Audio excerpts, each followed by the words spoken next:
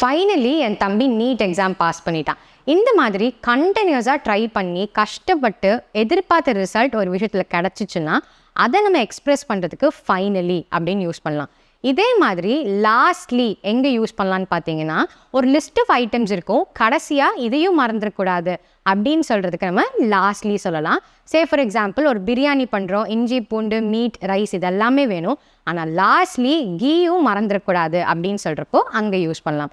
And next பார்த்தீங்கன்னா, ஒரு விஷயம் நடக்குமா நடக்காதா, கிடைக்குமா கிடைக்காதான்னு இருக்கும்.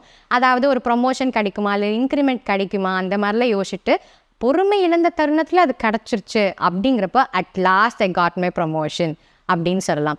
அண்ட் லாஸ்ட்டாக நிறைய ஒப்பீனியன்ஸ் இருக்கும் ஒரு விஷயத்துக்கு, அண்ட் அதை டிஸ்கஸ் எல்லாம் பண்ணிவிட்டு ஒரு டெசிஷன் எடுத்திருப்போம்ல, அப்போது in the end we decided this அப்படின்னு சொல்கிறதுக்காக நம்ம இன் த எண்ட் அப்படின்னு யூஸ் பண்ணுவோம். ஸோ இந்த வீடியோ யூஸ்ஃபுல்லாக இருந்துச்சுன்னா சேவ் பண்ணிவிட்டு ரீவாட்ச் பண்ணுங்கள் அண்ட் மறக்காமல் ஷேர் பண்ணுங்கள். Anglophone, your phone is your English teacher.